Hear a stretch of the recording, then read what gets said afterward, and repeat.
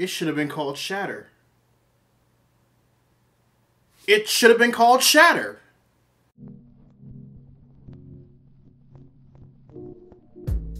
Today on Readus Reviews, I review Glass, the newest movie written and directed by M. Night Shyamalan and the final installment of the Unbreakable Trilogy. Or at least I hope so. And it pretty much starts up where 2016 Split ended off.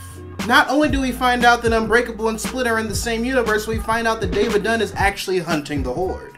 And in his pursuit of the Horde, the two get locked up in a mental institution, which just so happens to be the same one that Elijah Price, aka Mr. Glass, was placed in at the end of Unbreakable. That's when we find out that Elijah actually has plans to show the world that people with superhuman abilities actually exist, and he plans on using the Horde and David as his guinea pigs. So it's pretty much up to David to stop Mr. Glass from unleashing the beast on all of Philadelphia.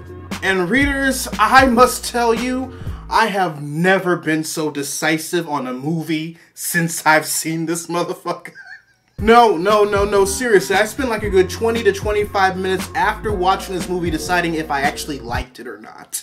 In one hand, it's both a decent and a solid follow-up film to both Unbreakable and Split in the form of an event film. And in the other hand, because of the fact that it's an event film, it hinders itself from being as impactful as Unbreakable and Split. Well, maybe Unbreakable. I say that because there's a story in this movie that's easy to follow and analyze in multiple ways. If you've seen my interview with Mr. Glass earlier on this week, then you will know one of my interpretations of it, and I wasn't necessarily wrong over the course of watching the rest of the movie. But because the ensemble consisted of characters from two different movies, and because of how the film divvied up the time for each of them, there just wasn't enough of it, or pacing with the characters that we care about enough for the story to pop, or even with the characters that M. Night Shyamalan wanted us to care about. So with that being said, let's talk about certain characters that didn't necessarily stand out to me the most, but ones I feel that we need to discuss, starting with David Dunn. I personally could feel the movie try and get me to care about David, especially in the beginning. Like, despite him being the same personality type as he was in Unbreakable, you can definitely tell the difference because we get a chance to see him fulfill his purpose. But then it just lessened as time went by and he just eventually became a plot device. Like, depending on the point of view that you view the narrative at this point, the decision makes sense, but at the same time, it's still a bit disappointing. Kevin and the Horde definitely had the most presence and development in this movie, mostly due to the fact that this is coming straight off a Split. But considering the overall plot, the constant use of the beast was getting a bit stale. I say that because in Split, watching Kevin become the beast, in itself was an experience. Especially since you saw the abilities that came with it because you only saw it twice. And at pinnacle moments that made the situation feel eerie or unsettling. But here in Glass, he just turns into the beast all willy-nilly all the time. Like, instead of getting that eerie feeling, that oh shit's about to go down feeling, now it just feels like we're just constantly watching Bruce Banner Hulk out every 15 seconds. The Horde transforming into beast every time like that kind of makes it lose its oomph after like the fourth time.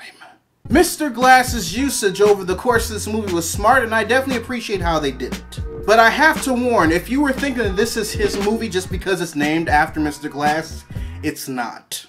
If anything, it's Kevin's with David and Elijah guest starring. Honestly, if there was any character from Unbreakable that transferred over to this movie that was treated properly, the second best character would have to be Elijah Price, with the first one, surprisingly, being Joseph Dunn, David Dunn's son, who is portrayed by the same actor, which I thought was a nice touch. Unfortunately, he's one of those characters that I talked about earlier that suffers from M. Night Shyamalan really wants you to pay attention to this character as opposed to the main headliner syndrome. But there were other things that I liked about this movie, such as the use of the extended / deleted scenes from Unbreakable as flashbacks in Glass. Personally, I thought that reusing that footage was a very nice touch for moviegoers who didn't know that this footage existed. Also, because it is an M. Night Shyamalan movie, I personally thought that the main twist was pretty nicely thought out. Even if the twist wasn't really M. Night Shyamalan's plan from the get-go.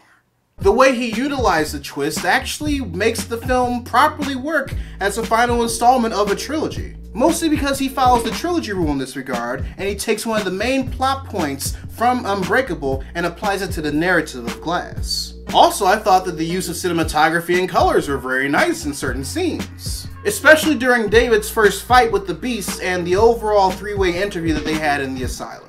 But if I were to nitpick about the other things that I disliked about this movie, other than the ones that I previously stated, it would have to be that I felt that the soundtrack sounded too much like Split, as opposed to being a healthy combination of Wes Dylan Thornton and James Newton Howard. Personally, I thought having the soundtrack sound so close to Split, as opposed to being a healthy medium of Split and Unbreakable, made it sound like that he was really still riding the success train that he had with Split. Also, despite it having a decent ending that would properly close this off as a trilogy, it felt a bit open-ended to like entertain the idea of more sequels and spin-offs, which I don't really think that I want. As a matter of fact, I know I don't want. And readers, that's because Glass, at the end of the day, is a movie that is going to be hard to decipher whether you liked it or not, depending on how much you like Unbreakable or Split. Maybe both. It has an overall message that can be interpreted in multiple ways, even if M. Night Shyamalan didn't intend for that to be the case. And depending on how you enjoyed the feel and pacing of either Unbreakable or Split, you may or may not like how Glass plays out. Personally, I say if you're going to see this in theaters, catch a matinee. If you're going to wait for it to come out on home video, rent it first. So with that, readers, your homework assignment for the day. Write in the comment section below what you thought of M. Night Shyamalan's Glass if you've seen it. If you want to help financially support the channel, you can join my Patreon by clicking the card at the end of the video or in the link in the description down below, where you can also find a link to my merchandise store. I emphasize this because if we reach $500 a month on my Patreon page, I will release monthly video essays here on the channel. And after being exposed to this narrative, I think I really want to do a video essay specifically on Unbreakable and Glass. And like I said before, if you saw my interview with Mr. Glass, you may already know which route I'm going to go.